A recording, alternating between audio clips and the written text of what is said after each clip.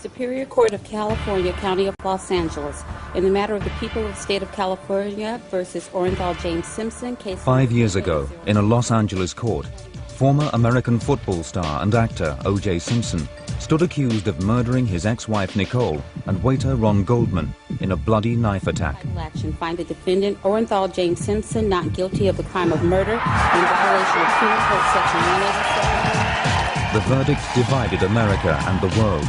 In the eyes of many, despite his repeated protestations of innocence, he was and remains a guilty man. But the world has not been told the full story. Tonight, this film reveals that the evidence heard in court was only part of the real picture. It also reveals that clues which pointed away from Simpson as the killer were dismissed or ignored. It shows that crucial evidence was tampered with and destroyed, that the police so contaminated the crime scene that the evidence was unsafe. And it reveals that there is a potential suspect, a close member of Simpson's family who has never been questioned, and that 6 months before her murder, someone was offered money to kill Nicole. This is O.J., the untold story.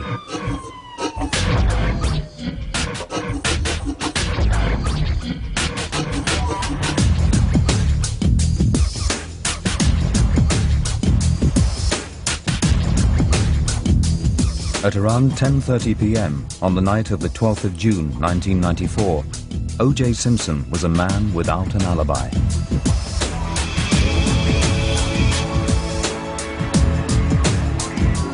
Was he chipping golf balls in his backyard as he claimed?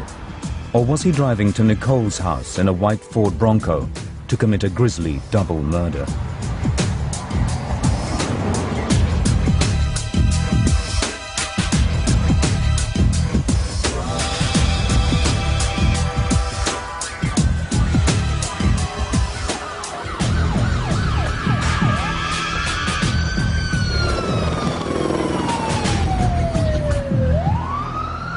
At 875 South Bundy Drive, in the comfortable suburbs of West Los Angeles, Nicole Brown Simpson and Ronald Goldman lay murdered with multiple stab wounds.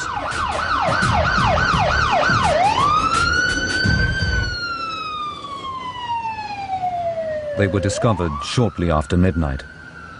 When I looked at the bodies, this to me was a rage killing.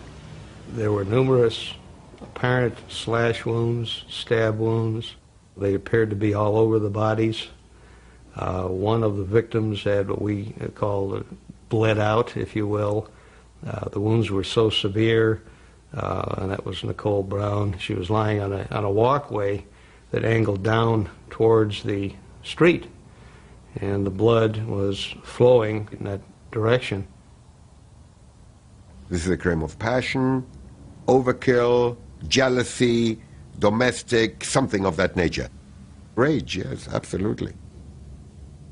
I mean, this alone shows you bang, bang, bang, bang. Those murders were ghastly. They were awful murders. I mean, Nicole Simpson had a slash of her throat that went all the way down into the vertebral column, 3 millimeters into the vertebral column. The detectives that arrived at Nicole's house on Bundy Drive in the early hours of the morning faced a forensic jigsaw puzzle. There was a left-handed leather glove covered in blood, bloody footprints, and 5 drops of blood heading away from the scene to the rear of the property. Here it's pretty obvious what happened. There was a struggle. The left glove came off during the struggle.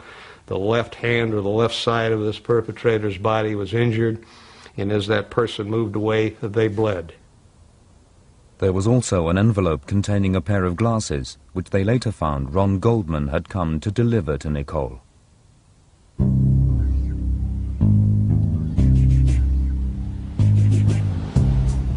"35-year-old Nicole had been divorced from O.J. Simpson for 2 years. With 2 children together, Sydney and Justin, they had been fated as the perfect mixed-race couple. But their relationship had broken down, despite numerous reconciliations. And since her divorce, Nicole had begun to live life in the fast lane. I think within the last year plus of her life, I think she blew a fuse. I mean, something happened. And I guess, you know, the drugs would do that, you know. Here she is one moment, a faithful wife, dedicated, you know, loving. And the next, like I said, the rumors you hear, she's doing coke or she's sleeping around, and it was the whole thing, man. It was very sad. On the evening of the murder, Nicole had gone to see her daughter Sydney dancing in a school show. Simpson was also there. He'd heard that day that his affair with girlfriend Paula Barbieri was over. After the show, Simpson went home, while Nicole went on to a family dinner at the fashionable Mezzaluna restaurant where Ron Goldman worked as a waiter. Nicole was a frequent visitor. Since her divorce, she had become involved with various men from the restaurant. And 6'1", 25-year-old Goldman was rumored to be a boyfriend. He had been to her house and been seen driving her Ferrari.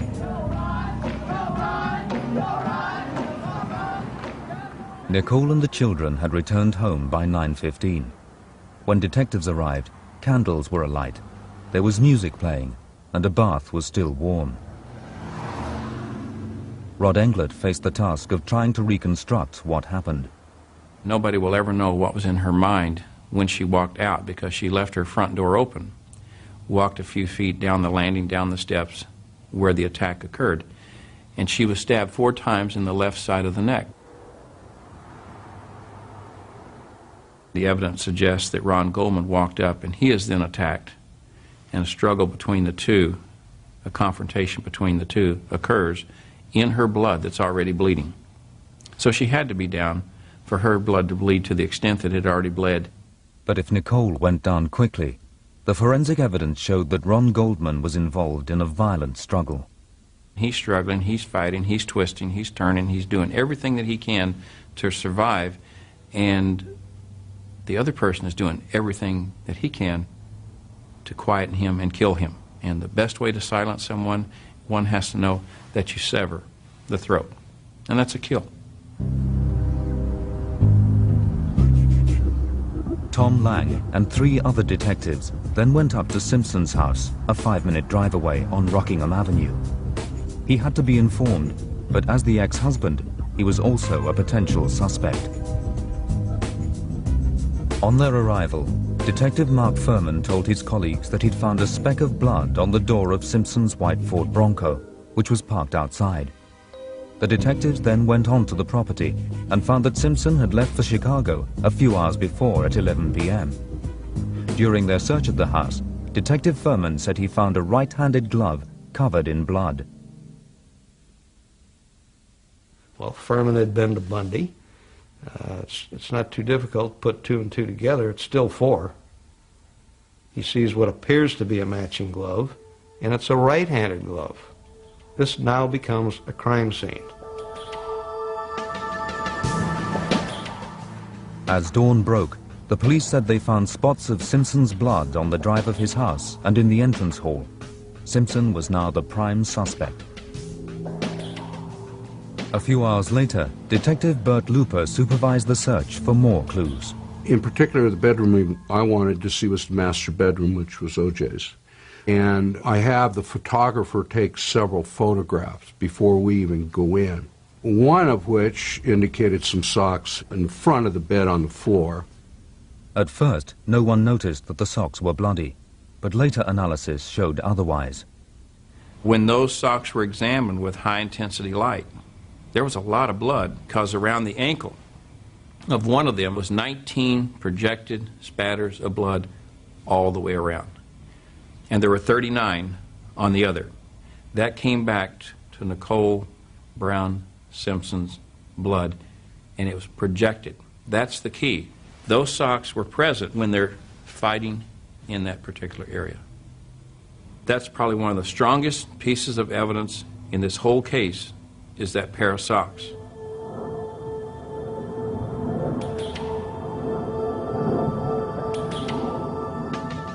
Simpson flew back from Chicago to face a house full of police and a story that was breaking all over the world. The detectives in charge of the case, Tom Lang and partner Phil Van Atta, immediately spotted what they thought was a vital clue. We not only wanted a statement from him, an attempt to glean inconsistencies down the road, but his hand was bleeding. And guess which hand? His left hand. What can you say about this? Back up, please. Get out of the way. Get back here. Well, we have a good shot at getting this evidence, and that hand is no evidence, because we know our killer is probably injured on the left side of their body, and guess what else we have? We have a left-handed glove at the crime scene, and he's got his left finger cut. We got the finger photographed, he cooperated, we also got his blood. And during the interview, you get these inconsistencies that we eventually got. He says he bled all over. But how? Well, first it's on the phone, he believes, and then it was in some other way. He cuts himself all the time. When did you park your Bronco on Rockingham where we found it? I think during a 32 or 33-minute interview, I got 3 different answers. David, I told you before he wasn't going to say anything. I know you got to ask. While the detectives built their case, Simpson was released to face the media frenzy. I was convinced then that he is definitely a viable suspect, but I wasn't 100%. Phil was 100%. But I also knew, handling high-profile cases in the past, that we better be damn sure. But as we went through the investigation, subsequent to the interview, everything fell in line. There was nothing exculpatory. There was nothing that pointed in another direction. Everything pointed one direction, and that was at Simpson. For the police, a key discovery was that Simpson had a history of abusive attacks on Nicole, both during their marriage and after they had divorced. There were also suggestions that Simpson had stalked her. The evidence seemed overwhelming. 4 days after the murders, the police issued a warrant for Simpson's arrest, but he didn't surrender as promised. Mr. Simpson is a wanted murder suspect, 2 counts of murder, a terrible crime. We need to find him, we need to apprehend him, we need to bring him to justice as quickly as possible. Instead, with A.C. Cowlings at the wheel, Simpson had visited Nicole's grave, while another family friend and lawyer, Robert Kardashian, read a note that Simpson had left behind. I had nothing to do with Nicole's murder. I loved her and always will. I can't go on. No matter what the outcome, people will look and point. I can't take that.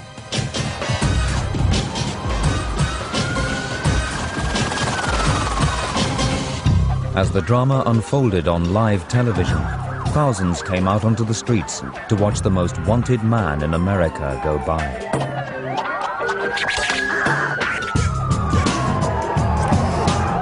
As the Bronco headed back to his house on Rockingham, Simpson held a gun to his head. A SWAT team was called and given their orders. Use your own discretion. You take him down if you have to. Running after the Bronco was 24-year-old Jason, Simpson's son by his first marriage. Shortly after the police dragged Jason away from his father, Simpson gave himself up.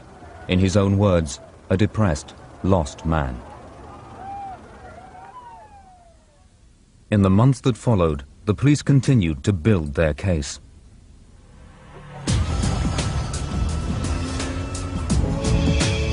They believed that Simpson had driven over to Bundy and had either stalked Nicole or been driven by Goldman's arrival into a fit of jealous rage. The detectives believed that he had then brutally murdered them both before driving back to his home, spreading blood in his Bronco as he went. The Bronco was a key crime scene in its own right. Rod Englert examined the vehicle when it was taken apart. When the detectives approached the white Bronco that was parked outside of the Rockingham Street address, there was a transfer of blood pattern on the Bronco door that was consistent with the bleeding left hand of O.J. Simpson. It's less than a ½ inch wide, a little over a ¼ inch wide. Consistent with when he reaches up and touches that to open the door. And that pattern is also consistent with the pattern on the inside of the door well, where you open the door to get out. The forensic team found Simpson's blood by the driver's door, on the driver's side carpet, on the seats, the instrument panel, and on the steering wheel. But it was the discovery of Nicole Brown's and Ron Goldman's blood, particularly on the center console, that clinched it. For Englert and the team, it appeared to prove that Simpson had been involved in the crime. If there is any doubt in anybody's mind about this person not committing this crime, I mean, then they have a real problem with reality. I need something to point in another direction. I need something substantive that says someone else did or could have done this crime. None of that exists. Absolutely none of that.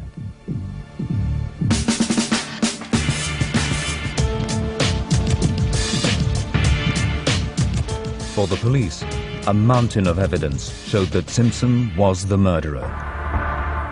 But is their case really so conclusive? Not only is there significant evidence pointing away from Simpson, but it's also now clear from the new research for this film that there is evidence that the police dismissed or ignored. One private detective has followed it up, and what he has discovered puts the crime in a completely new light. Dallas, Texas. Over the last 40 years, Private Eye Bill Deere has solved a number of major cases and has a reputation for taking nothing for granted. Right from the start, he had major reservations about the police handling of the case, and so began his own investigation.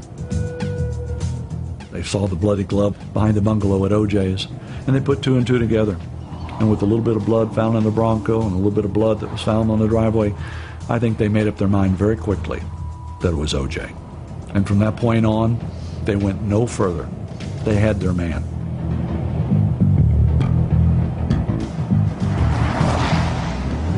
I felt that in my mind, maybe, just maybe, there's something wrong here. Maybe we're not being told the story. Bill talked the case over with colleague Chris Stewart. I can't believe that a guilty man is going to voluntarily go down in the police car, followed by Harold Weitzman, his lawyer, and say to the lawyer, "Lawyer, I don't need you. Just go ahead and sit outside. Go have a cup of coffee. I'll talk to him if I just killed two people." Why would somebody like OJ allow himself to be cross-examined, asked questions, photographed, fingerprinted, everything that they did to him if he was guilty? The case is too comfortable. That's the problem I've got with it. It's too pat. And I told Chris, I said, you know, I've got to know the truth. Bill Deere then went out to Los Angeles to examine the crime scene for himself. This is where her black Jeep was found.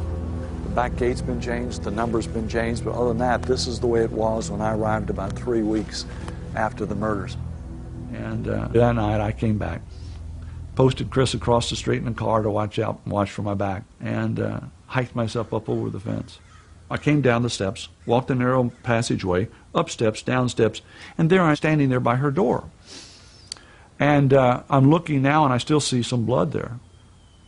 And all of a sudden, I'm looking at what I've been told by the press, that he was hiding behind the bushes, and I'm saying, he can't be hiding behind the bushes. There's a brick wall there, separating one neighbor to the other. There had to be a lot of commotion and a lot of screaming, because these people were fighting for their life. Ron Goldman was a young man fighting for his life. Nicole was young, didn't want to die. Upstairs, you had two minor children. I think that's one of the things that really bothered me all along. I'm a father. I'm a single parent. I could no more picture myself coming here, killing either my ex-wife or whatever, and leaving my two minor children to walk out and see the mother, Nicole, lying there with her head nearly decapitated, and Ron Goldman laying against the fence, bleeding all over the place with his eyes wide open. Nobody, as a parent, could do that.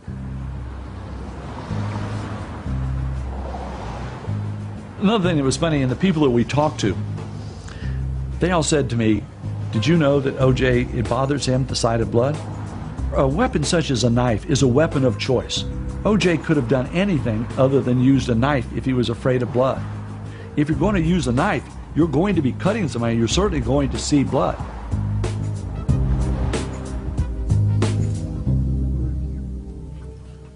They arrested OJ right after he came back from the trip. To me, when they examined him, there should have been some bruises on him that were indicative of a fight. To Bill Deere, it was impossible for the killer to have come out of such a fight with nothing but a cut on his hand. And what's more, Ron Goldman was no average opponent. He was trained in karate.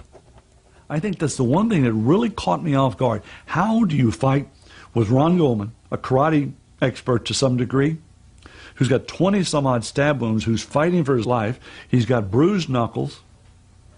There's marks on the bottom of Goldman's tennis shoes. There's a mark across the canvas top of it where he's trying to kick out, trying to defend himself in the karate motions in the defensive posture that he's been taught. Charles, you've had a chance to look at the crime scene pictures as much as we could really give you. Medic and trained karate expert Charles England has studied the Goldman fight. Bill wants Charles to show him how he thinks the fight occurred. Come on in, Jason. I'm going to demonstrate what's happening in the fight scene. Ron Goldman comes by here. He's surprised by a strike. He's blocking. He's coming in. The assailant's right here. He's defending himself. He's striking. The assailant's coming down, trying to overbear on him. He's coming in. I'm stabbing. He leans back to the side kick. Boom. He gets struck. He comes back in. 1, 2. He's struck in. And 3. Would there be any wounds or any marks on your body based on what Goldman has just done to defend himself and protect his life? If there were bruised marks on the knuckles, what would that be indicative of to you as a professional? He struck him. He struck him multiple times. Stick your hands up to strike him. I would say there would be strike wounds in here and to the facial area. Reading the autopsy report, he had bruises around these 2 knuckles and somewhat the third, meaning he sunk his fist into the man.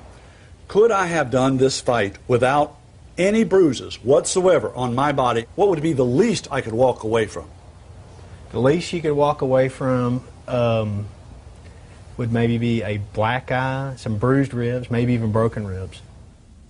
But when Simpson was examined shortly after the murders, no injuries or bruises were found, except for 3 small cuts on his left hand. Simpson has given various answers about the cuts, from a broken glass in his hotel room in Chicago to wrestling with his son. Forensic pathologist Dr. Werner Spitz viewed the photographs and testified in court against Simpson. These were not glass cuts. And what they were fingernail marks. How did they happen? He held her with his arm around her neck, she with her long acrylic fingernails tried to get his arm off, inflicting those wounds, which by location on the fingers corresponded to that kind of a grasp. But even if they were fingernail marks, Goldman or Nicole couldn't have caused them. Goldman's nails were too short. And though analysis of Nicole's acrylic nails did show blood, it wasn't Simpson's. It pointed to someone else with a different blood group type B. So Simpson wasn't bruised as expected, and the fingernail evidence pointed away from him. There were more contradictions too. The police and the prosecution were adamant that Simpson had carried out the murder in a spontaneous fit of jealous rage. And yet they also believed that Simpson wore the gloves that had been found, suggesting a premeditated attack. But even this wasn't the most disturbing aspect of the police case. There were serious questions about the reliability of the evidence against Simpson at the crime scenes. One of the world's most respected forensic analysts is Dr. Henry Lee. Acting for the defense, he examined the scenes at first hand. There are certain principles, crime scene principle, basic procedure violated. Everybody together step over the place and step into the blood. That's why the problem starts the contamination of the scene. The crucial issue in the case is walk all over the blood. Now you regenerate, redistribute all this pattern so the DNA grouping could be erroneous. Shoeprint pattern in that little area becomes so complicated. So many different patterns there, you really cannot tell which one from who now. Peter Harper is a British specialist in this field and has reviewed the police handling of the scenes. He's astonished by the disregard of basic procedure. There's about 7 to 9 officers milling up and down that path, and it still hasn't been forensically examined or cleared. I mean, it's atrocious, that. It should never, ever been allowed to happen. Now, there's the view here of the coroner's officer. He's now at the top of the steps, so he's walked through the blood, over the body. He's standing on the top step of the passageway, which again could either be the route of the murderer coming in or going out, and he's leaning up against railings. He's got his foot against the wall. He's rubbing valuable evidence away and again introducing evidence to that scene. The catalogue of errors goes on. According to Henry Lee, blood that had quite clearly dripped onto Nicole's back could very well have been the killer's. It was never even collected. This on her back, those passive dripping, clearly indicate could be another individual's blood. Could be Ron Goldman's, could be the suspects. That's why it's so crucial for solving case to reconstruct the case. That 7 drops of blood should collect. However, the moment you turn the body around, that 7 drops is gone. The moment you put the body in the body bag, that 7 drops were lost forever. Peter Harper and colleague Terry Merston found yet more violations of procedure. Ideally, you should have separate teams for each incident, and none of those teams should come into contact with one another, so that if you have a potential murder scene at Rockingham, it must be kept completely separate from Bundy Drive, and equally so the vehicle that was involved. That should also be treated as a separate scene, and it clearly hasn't been done, so you've cross-contaminated all 3 scenes. There are also major concerns about the blood evidence in the Bronco being contaminated. Incredibly, a number of officers who had been at the Bundy crime scene were reported to have been inside the Bronco before it had been examined. And one of those officers had looked after Nicole's dog, whose blood-stained paws had originally led people to the victims. The fact that he got into the vehicle, it's been proved that he visited the scene, he's contaminated that vehicle. Therefore, all that evidence, it isn't evidence. It's corrupt evidence. There is no validity to that evidence. If you went to the Crown Prosecution Services with that type of evidence, it wouldn't see the light of day. It certainly wouldn't go to court, and it certainly wouldn't see a prosecution.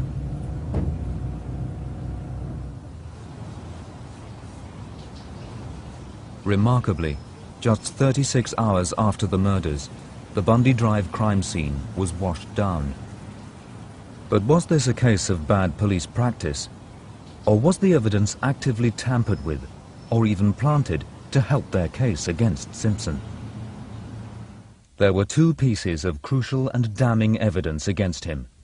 Nicole's blood was found spattered on a pair of Simpson's socks in his bedroom, and blood was found on the back gate at Nicole's house 3 weeks after the scene had been washed down, which provided the best match by far to Simpson's DNA at the murder scene. But during the criminal trial, the defense requested that second tests be done on the blood from the socks and the gate. This time they both revealed traces of a preservative called EDTA. EDTA is used by forensic scientists to stop blood clotting in the test tube. It cannot occur naturally in blood. The sock test showed that EDTA was found only in the bloodstains and not in the rest of the socks, and the gate test had the same results. EDTA was found only in the bloodstains and not in the control samples taken from the gate. For Terry Merston and Peter Harper, there is only one interpretation. There cannot be any other explanation with EDTA in the blood, that it's been put there. Because it doesn't occur naturally. It just specifically in the spots of blood and not on the socks. Say, for argument's sake, that you could get EDTA in soap powder or something like that. Well, if that was possible, then that would explain the EDTA in the blood, because it was in the socks. But when the socks haven't got EDTA or any sign of it, but the blood has, it speaks for itself. someone must have put it there. The blood evidence in Simpson's Bronco was also crucial to the case against him. 2 days after the murders, the car was tested. Simpson's blood was found, but there were also traces of both victims' blood. Particularly noticeable were the bloodstains on the center console, labeled as items 30 and 31. Item 30 was found to be only Simpson's blood. But like the sample from the gate, when the blood evidence in the Bronco was re-examined 3 months later, it had also changed. In particular, the results from the console were now very different. Item 30, relabeled as 303 and 306, was now found to be a mixture of Simpson's, Ron Goldman's and Nicole's blood. 304 and 305 also differed from the original analysis. And 305 could only have been made with a hand wet with fresh blood. So how did the stains get there? If they were made by either of Simpson's hands, then the hands had to be covered in blood from both himself and the victims. But if that's the case, then everything else he touched, like the door handle, steering wheel, or light switch, should also be smeared with the same mixture. But these smears are all just Simpson's blood alone.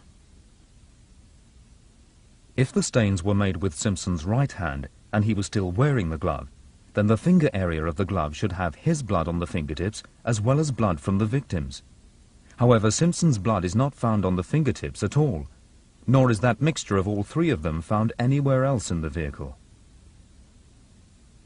We both think that that blood, those finger marks, were put on that console at a later time. They were not on that console at the time of the murder. The area they're in, I would say, is impossible for those finger marks to be put onto that console without either the console being removed or the seat being removed. And the reason I say that is because the finger marks, if they were facing downwards, you might say, okay, that's a possibility, but they're not. The finger marks are facing upwards. You can't do it with the right hand, unless you've got an extremely flexible wrist and you can turn your hand at right angles. It's got to be your left hand, which means the elbow and forearm have got to be below the hand. They wouldn't be able to do it because they wouldn't get their elbow and forearm low enough for their hand to put the finger marks in that position.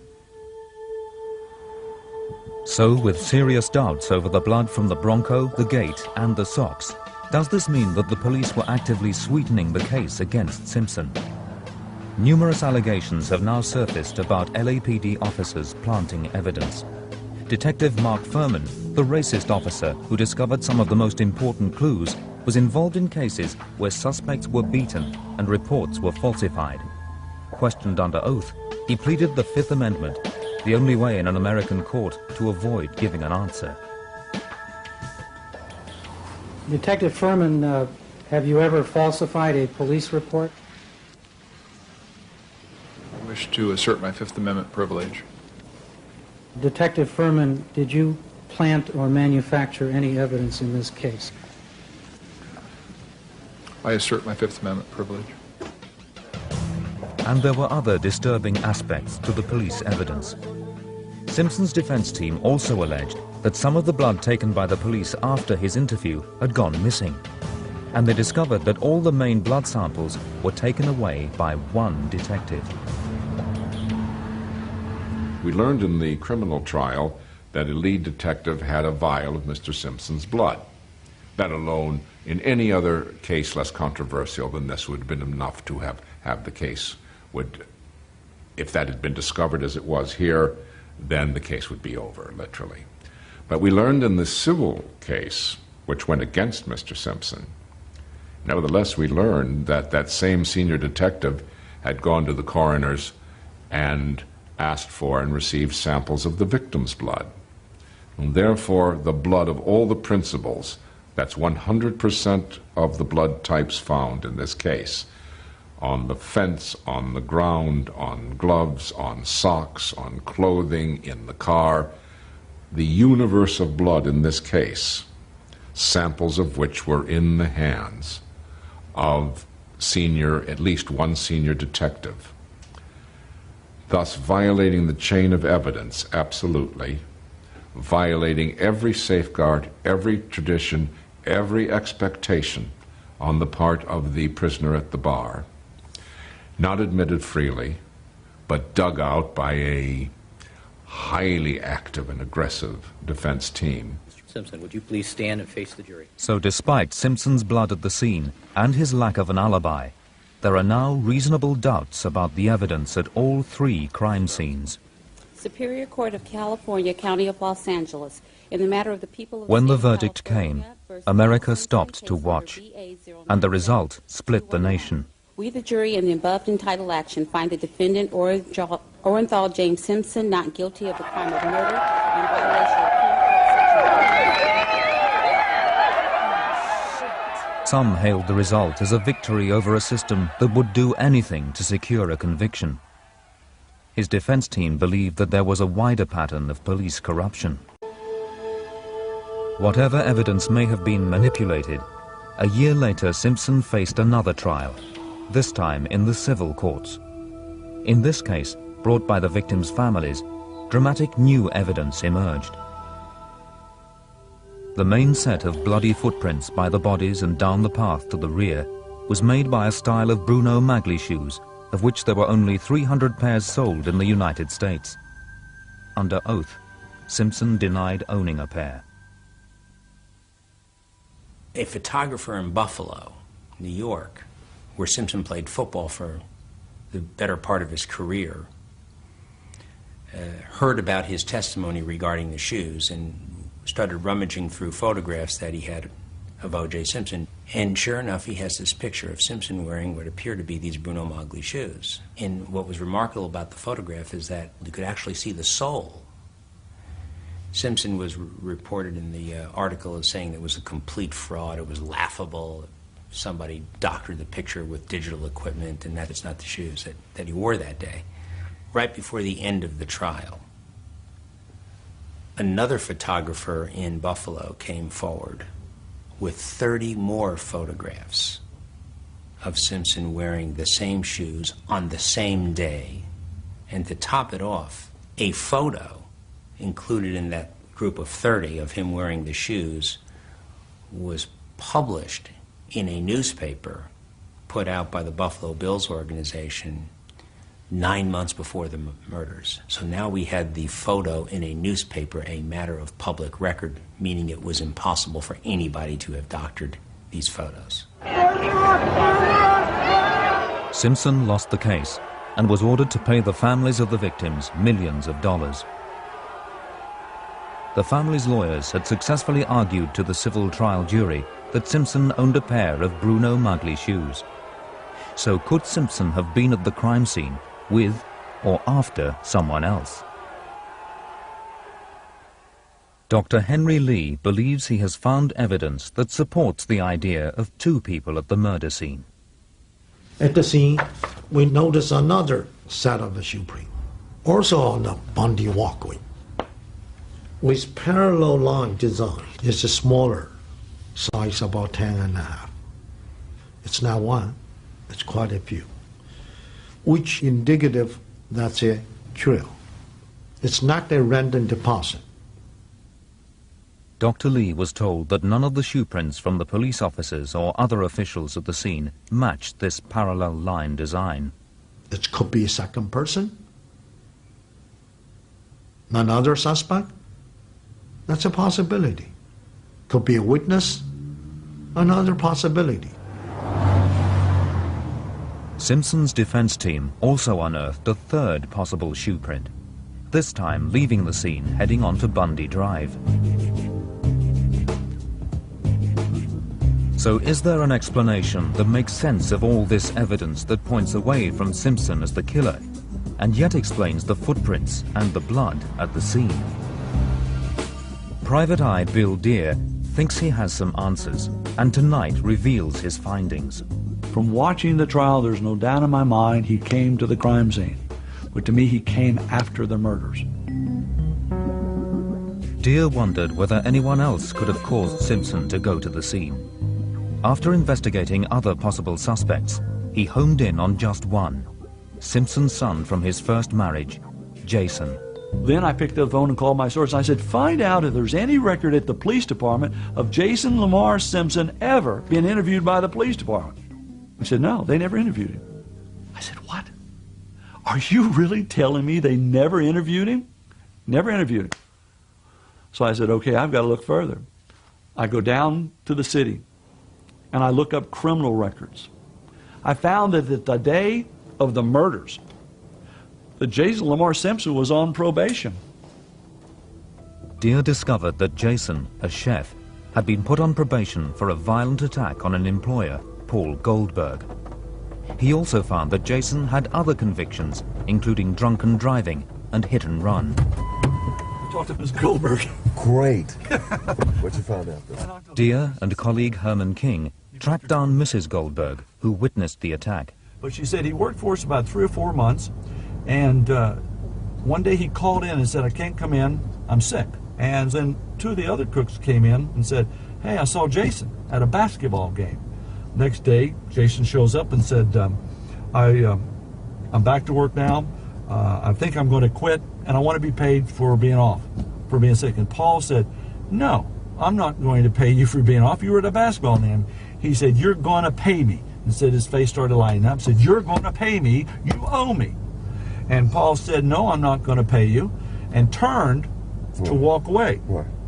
And said all of a sudden Jason came run up behind him and hit him from the back, and was hitting him from the back, and when he fell down, Jason was stomping him with his foot. Next thing you know, he reached for a knife, one of the kitchen knives or chef knives. And she said the police were called and said Jason was arrested, and the charges were filed. When they went to court, she said that the charges were lowered to a misdemeanor, but he was fined and placed on probation. After many interviews with people who knew Jason, Deere discovered that he had a troubled past and a history of violence. Aged 15, Jason had even attacked a statue of his father with a baseball bat.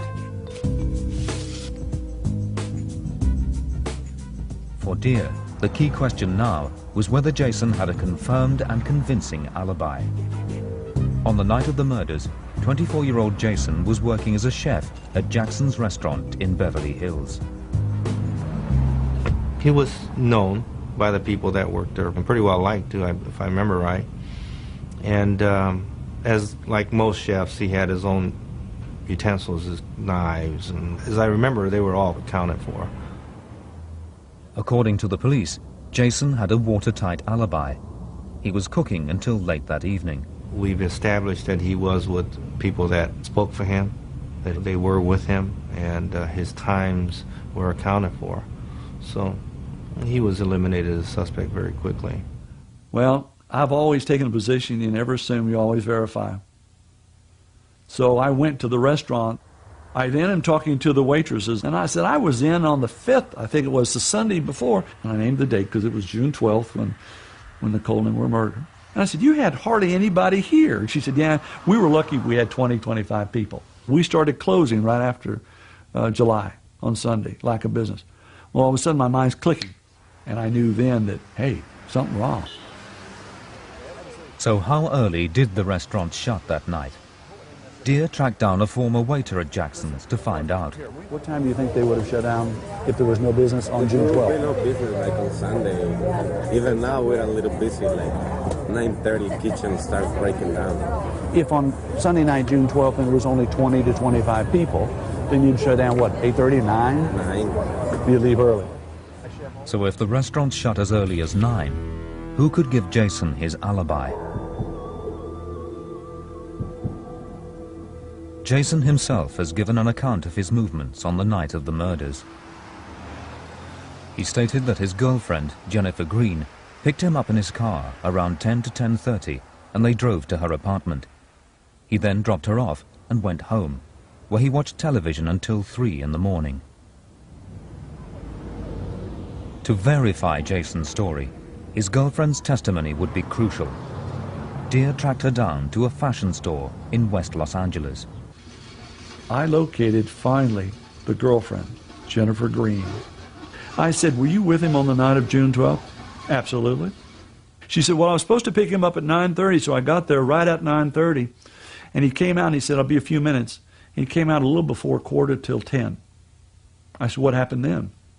She said, well, he came out I said, was he carrying anything? Oh, yeah, he carries his knives that he takes with him. I said, oh, you're talking about his chef's knives? He said, yes, his chef's knives. And he got into the Jeep, and we drove to my house. We got out and went upstairs to my apartment. I said, till what time? Oh, Mr. Deere, he was with me till after 11 o'clock. The two stories were in direct contradiction to each other. The times were different, and Jason stated that he never went up to her apartment. But Jennifer was adamant. She said, you can verify it from the time clock. You know, his time records will show what time we left. We left about 9:45. It was about a 5-minute drive from Jackson's restaurant to Jennifer's apartment, and a further 15 to 17 minutes to drive to Nicole's house on Bundy Drive.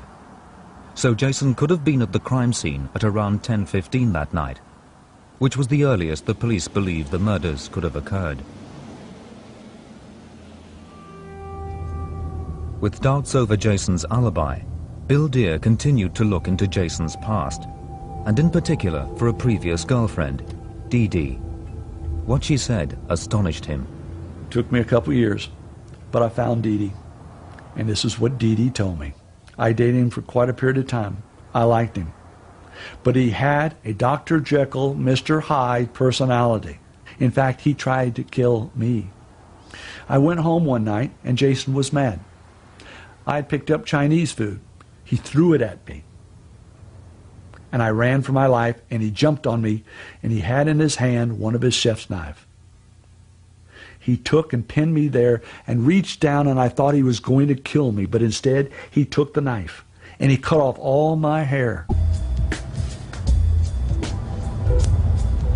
I turn left here.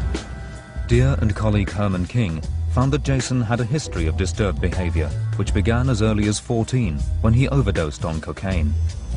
This is where it gets a little hairy. They discovered that Jason had been a heavy drinker as well as using other drugs. Also found that he'd been placed in a mental institution for evaluation and that he'd attempted suicide 3 times. There's his Jeep. There's his Jeep. One of Deere's methods is to go through people's rubbish. After examining Jason's rubbish for some time, he discovered that Jason was consuming a lot of alcohol and that he was taking a medicine called Depakote. Depakote is usually prescribed for seizures and a condition called rage disorder and should never be taken with alcohol. And after further research, they found that just 6 months before the murders, Jason said that he was losing control. Deere then discovered that Jason suffered from a condition called intermittent rage disorder. And because the murders showed signs of being rage killings, Deere wanted to find out how someone with the condition would behave. What it usually refers to is a person who has moments when they may tend to be very, very calm, and then for what they may consider good reason, they may move into a state of extreme rage and extreme kind of violence.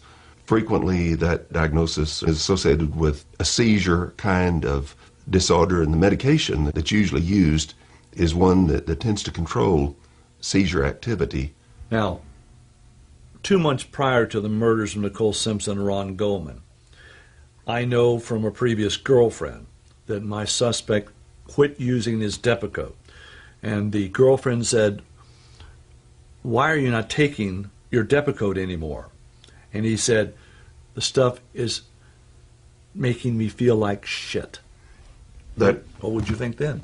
If in fact he has seizure activity, then he may be just a walking time bomb. Deere then found that around the same time as Jason stopped taking Depakote, he'd made another attack, this time on girlfriend Jennifer Green. Headlines: O.J.'s son tries to kill girlfriend. I couldn't believe what I was reading. There it was, a picture of Jason, a picture of Jennifer Green, and a story where she admitted to friends that she was in fear of her life and that he had drugged her out of a car. And actually Jason knocked her to the ground and was beating her. Dee Dee verified it. Dee Dee was there. He had his hands around her throat and was trying to choke her to death. Why didn't the police ever interview him? Because they were convinced that O.J. was guilty. I'm not.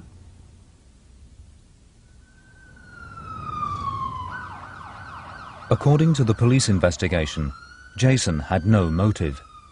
He was very quickly eliminated. He had alibis. We knew his whereabouts. And of course, you know, we're still looking at the ability to do the crime or the motive, and those things had to fit, and he was just eliminated very quickly, actually. But Bill Deere disagrees. He feels that Jason did have a possible motive. On the night of June 12th, Nicole Simpson, Justin, Sidney, and her entire family were scheduled to arrive not at Messalunas, but at Jackson's Restaurant at 8908 Beverly Drive in Beverly Hills, California, for a dinner that was being prepared by Jason Simpson, O.J.'s son. But she never showed up. I wondered how it felt for a young man, because in it, the question was asked, had you ever cooked for them before? No. You ever cooked for your dad? No. Dad never's come to your restaurants where you work? No. Jason had to have been embarrassed that night laying out preparations for 11 people to come to Jackson's restaurant and nobody showing up. God, that had to hurt. And there was more. Jason had also been accused of stalking. He had followed ex-girlfriend Dee Dee after they had broken up. And even when she tried to get away from him after the time he cut off all her hair, she went to New York. And guess who followed her? Jason. Jason used his father's apartment, O.J.'s, there in New York, to stalk her. Nicole also had complained of a stalker. Before she was murdered, Nicole told former police officer and family friend Ron Shipp that she thought it might have been Jason. When she called me about the prowler, she said there was two people that she thought it could have been. She says, you know, I'm not sure who it was. She says, it was either O.J. or Jason. And I'm thinking, you know, here again, I'm thinking to myself, O.J. or Jason. Nicole had taken Jason out to various nightclubs. Could he have become infatuated with her? I mean, you got this guy, she's taking him out dancing all the time, and they're having a great times, but yeah, that's always a possibility. And like I said, I'll never forget that, her saying that to me, you know, that she thought it was O.J. or Jason. Jason declined to be interviewed for this film. Currently, the evidence that links him to the crime is circumstantial, and there is no proof of his involvement. The police failed to examine the inconsistencies in Jason's story. But there was also another major line of inquiry that the authorities believing that Simpson was the sole suspect. They also dismissed the leads provided by Nicole and Simpson's other life, involving sex and drugs, which might have provided another motive for the murders. This case is in the West End, or West LA, or West Hollywood. Drug usage is like tea, it's like coffee. So the drug issue was there, no question about that. And the rage of the way the homicide took place could also lead a reasonable person to conclude that it's got to be somebody crazy to do something like that. During the year before her death, Nicole and her friends were moving in drug-related circles. Metzaluna's restaurant was widely rumored to be a place to buy drugs, and Ron Goldman was alleged to sell them.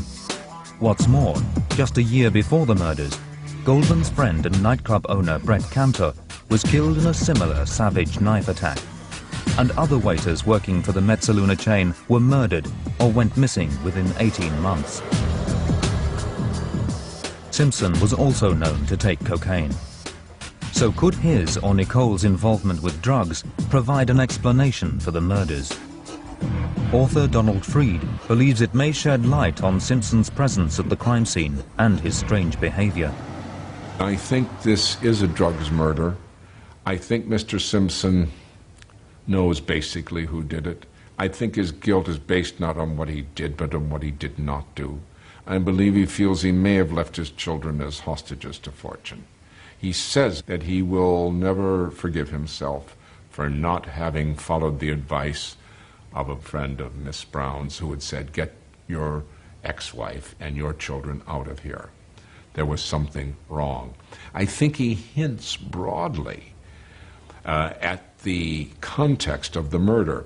What he does not say, and what keeps him from ever clearing his name, perhaps, is that to really clear his name, he would have to speak of what he knew, and that involves drugs and all sorts of things that perhaps are more painful almost than being wrongfully accused of murder. And from this murky world of drugs, there was a major lead which even the police wanted to investigate further. But the district attorney's office dismissed it as pure fabrication. Just 5 weeks after the murders, a story surfaced which showed that Nicole was being stalked by someone else. Police in Newport Beach, just south of Los Angeles, sent out a press release. It stated that they had convicted a man who had stolen the car of Simpson's then-girlfriend, Paula Barbieri. When they arrested the man, named Bill Waz, they also discovered that he had a notebook detailing surveillance on Nicole. So if Nicole was being stalked, could this be part of a conspiracy that led to her murder? Whoa, this is interesting. I mean, I can remember the thrill, the adrenaline was rushing through the entire press corps that day when all of a sudden it came out. Somebody was stalking Nicole Brown Simpson in December, and he's in jail with a diary, and one of the reasons he's in jail is for stealing Paula Barbieri's truck. Whoa, a lot of coincidences here, a lot of interest. CNN raced to get the news story. Why did they hire you to follow Nicole? They wanted to know who she was seeing, who she was meeting. Who hired you? Could you tell me? You don't want to tell me? I can't tell you yet. That's pushing it. You know, I have my life too, you know. It's not much, but it's all I got. The Los Angeles police took Waz's story seriously too. They sent one of their most experienced murder detectives on the case to Calipatria prison to check it out.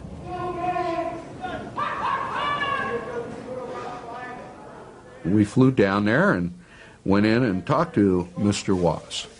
My objective with Mr. Waz was twofold. One, obviously, to get a handwriting exemplar that would certainly lock it down that he was, in fact, the one that wrote those entries, which he never denied. And the other is to find out what was going on.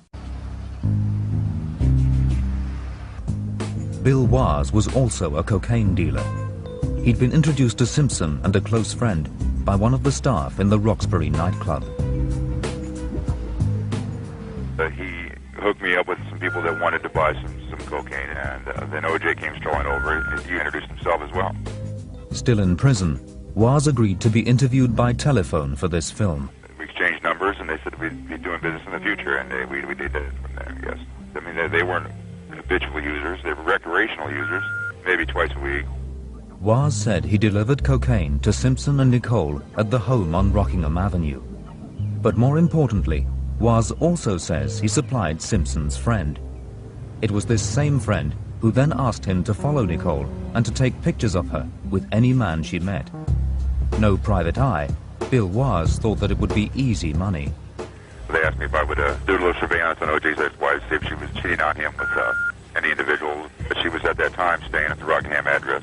I picked her up there. I followed her around for about a day and a half, and I took some pictures at Tony Roma's off Ventura Boulevard of her kissing a black individual, a man who I later learned was Marcus Allen. Nicole's affair with American football star Marcus Allen had already caused friction. Armed with the rolls of film, Waz met Simpson's friend, who can't be named for legal reasons, in the parking lot of McDonald's on Ventura Boulevard. I believe I turned over the film and got the cash to him at the parking lot in Encino, McDonald's. And 10 days after that, he invited me over to his house. Remarkably, the friend then asked Waz to steal Simpson's girlfriend's four-wheel drive car. Woz was told when and where to take it, even where the keys would be. Shortly after stealing the car, Woz was arrested and jailed for 20 years for a series of armed robberies. But clearly, he knew more about the operation. After getting the basic details, Detective Bert Looper wanted to know who'd hired him. I asked him, well, who are these people? Were they friends of O.J. or, well, they're close to O.J. And then he starts asking me some questions. Woz asked Detective Looper how much he knew about this particular friend of Simpson's. Well, maybe you should look into his background. Maybe you should be looking into his friends. Well, if you're listening to what he's telling you, then the connection back to O.J. is there. All right, so why would O.J. want to follow Nicole, and why would O.J.'s friend hire this dope-dealing drug addict to do it?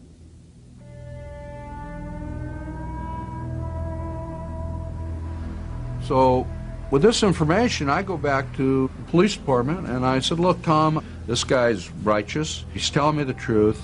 He admits to writing this stuff. We got the handwriting exemplar, and it solidifies that. This was way before the murder occurred. I think that this guy can lead us to a contract killing, and we can go after more than one person here. And I don't remember if it was Phil or Tom who said, hey, they're not going to follow it up, forget it. That's coming from the DA's office. That isn't coming from two investigators who know that this is a good clue or a good direction to follow. For the prosecution, Woz's story didn't fit with the notion of Simpson as the jealous husband and lone killer. Just 2 months after the murders, and before the court case had even begun, the investigation was dropped. While we're all running around trying to get some answers to this, we're told by both sides, another one of those cranks. Guys, don't worry about it. That notebook was made up in prison. It's a forgery. It's a fake. Forget about it. Go on. So, and I'm ashamed to say I was one of the people at the middle of the press corps at that time. And because we had so many things coming and going like that, I'm embarrassed to say I believed them, since both sides put it out so categorically. And it made sense. Another criminal trying to make money off of the O.J. Simpson case. But 4 years later, Joe Bosco discovered that the Woz notebook was not a forgery as he had been told. He then tracked Woz down to interview him. Still in prison, Woz told him the full story. Woz explained that 10 days after handing over the photographs, he had been asked by Simpson's same friend to a meeting for a new assignment. It was venerating rage, how much she caused O.J., how she talked too much about the business ventures, of her sleeping with a lot of his friends. It would be safe to say that she kind of pushed the envelope a little bit there. So. But tonight, he also reveals that Simpson's friend then hired him as a hitman to kill Nicole. Basically made the proposition, asked him wanted me to take a certain gun, which he had, which I did not take. Asked me if I would do her for, get rid of her for 15 grand. And I semi-accepted the responsibility to do the deed. But Woz suspected that if he killed Nicole, he would be set up as the fall guy. I believe that they'd have had me done the deed, either A, frame me for it, or B, killed me on the spot and placed me as some kind of psycho stalker of O.J.'s women or something, who knows. But I already saw that coming, sort of, so that's why I never even intended to do the deed.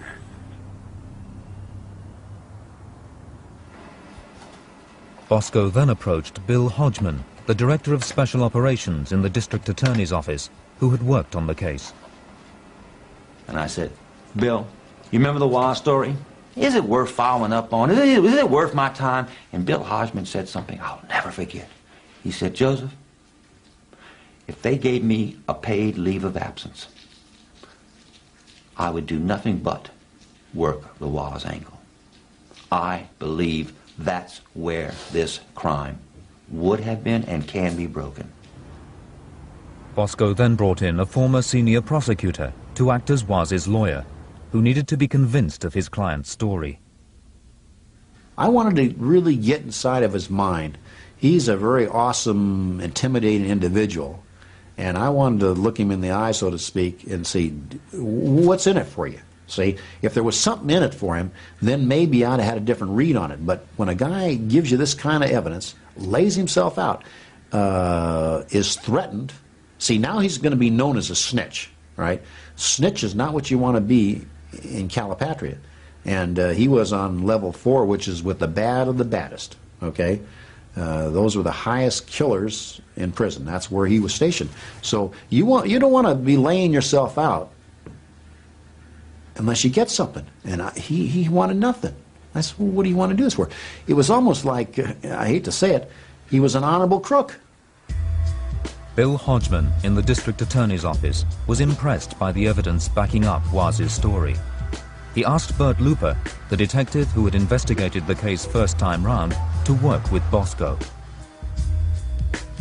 They began to look into Simpson's friend. Looper and Bosco discovered that the friend had connections to other illegal activities. They found that Nicole may have become indiscreet about these criminal enterprises, and that she might have been killed to keep her quiet. But a new LAPD investigation of the Simpson case was not a popular move.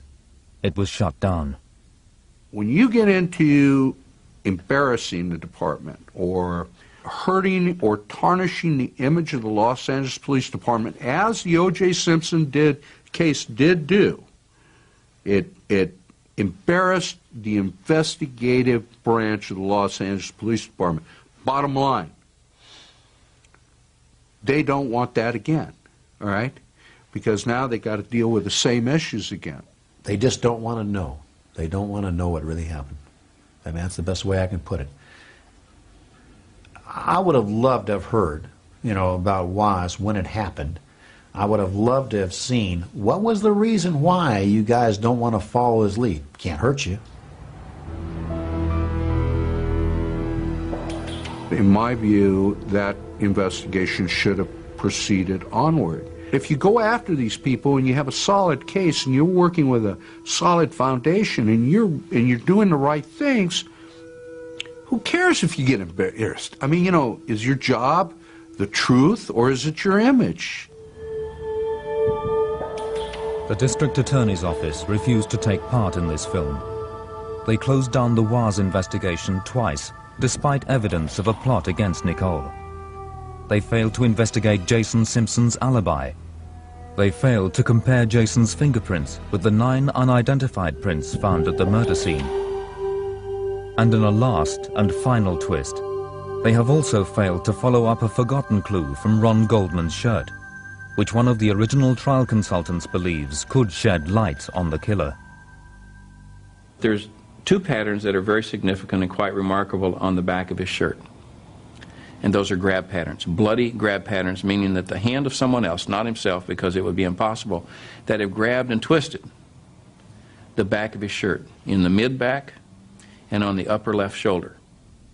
Using new scientific techniques, Rod Englert believes that these grab patterns could still identify the killer once and for all. In the last 2 years, there has been a process of getting fingerprints off of cloth with blood as the medium. And yes, this shirt has the possibility of now, even today, even though it's been handled, but I don't think it'll ever be done. This case is closed. Nobody wants to talk about this anymore. A lot of things have happened. There's a lot of water under the bridge, and the jury has already spoken. 5 years on, is it possible that the case could be reopened? It's clear from the new leads revealed tonight that a new investigation may be able to solve the crime. With accusations of corruption within the Los Angeles police forcing the reopening of hundreds of other cases, the truth about the deaths of Nicole Brown and Ron Goldman could still be told.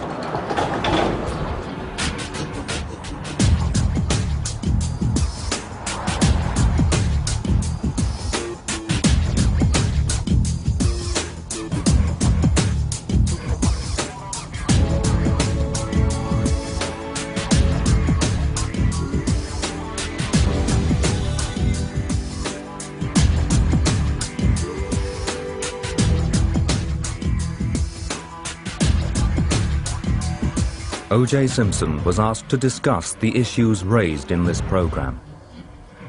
He has declined to do so.